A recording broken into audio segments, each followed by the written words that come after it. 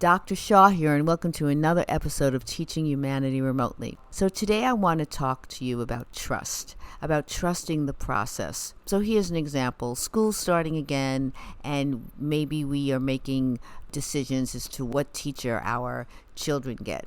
And we write a letter and we say, I want my child to be with this other child, or I want my child to be in this class. And you have all these reasons, and then you don't get what you want. So what do you do about that?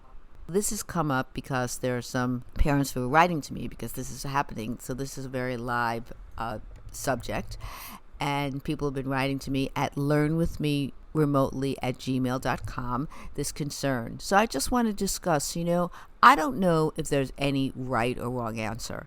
I like to think of this opportunity as something that we ponder together. What do you do about it? What are your choices? You do nothing. You do nothing and you pray. You do something. What's the something you do? You call the school and you have your child be moved. These are the things you can do about it. So the issue is what feels comfortable. For example, let's say you really know your child and you know the learning style that your child has, and you absolutely know that your child is going to go into a class where you know that that is not a good mix. You had this teacher before for another child of yours. It worked great, and so that was great for that child, but not for this child. You had a terrible experience. You really, in your heart of hearts, in your gut, in that place that never lies, you just have to show up to its truth. Just be connected. You know it's a bad situation. Well, then in that case, you know exactly what to do, and you're already doing it. You're calling the school and you're going to have your child moved, right?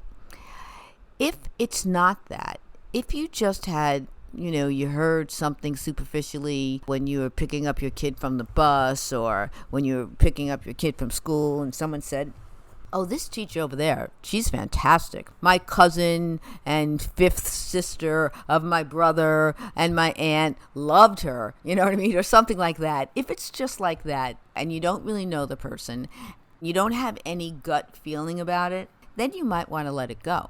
And then you might want to trust the process. So trust is an interesting thing.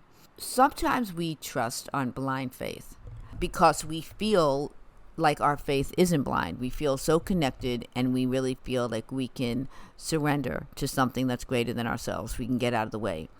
And sometimes we may not feel that way. And so it's really a matter of paying attention. I don't think there's any wrong answer if you're doing it for the right reasons. So I know a family, and they thought that they wanted a particular situation for their child. And then information came, and they found themselves in a different situation. And I spoke with this family about it, and we both came to the conclusion that what this child was being offered was really probably in her very best interest, and that we should trust the process. This was a small school. They know their families well, and the child is thrilled that the child's getting the teachers that the child actually wanted. And the child's also in an environment where there's a lot of new children that she can meet, and kind of starting like a clean slate. So this mom is going to trust that process, and that feels totally right. It's very interesting when we have experiences where we think we want one thing and then something else happens, and we can trust enough to say, you know what, I'm going to let it ride. I can see where this might be a good thing. My only recommendation, because I'm a front loader so much, was I said to the mom who I was speaking to, I said, you might just want to call the office and say, look, this is not what I requested. I'm trusting the process, but within like the first 4 weeks, if it's not good, I want to know that I could move. And I think that's like really fair, because it's like giving the school some power too, but it's also letting the school know that you really wanted something else originally, but now you're going to go with the flow, and you're going to see how that, I think that sort of marks every box, right? You're front loading it in case it doesn't work. You're giving over to trusting the process in case it does work. I think that's a very nice way to do it too. But to know whatever move you make, if we can stop seeing it as right or wrong, if you just know what you're doing and why you're doing it. It's the same thing. What kind of world do you want to live in, and what are you doing to achieve it? What do you want, and what are you doing to achieve it? So as long as you know what you want, and some people can see in themselves that they can't trust the process, and that's interesting. Then you can see if you want to work on seeing if you can change that or if you cannot change that.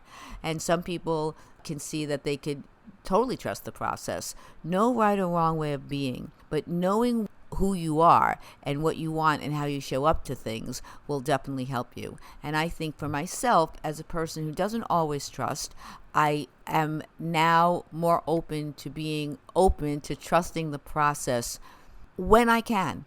And I'm still learning, again, for my own well-being. When am I supposed to rest because I'm so exhausted? And when am I supposed to see if I can make a little more effort and get the thing done?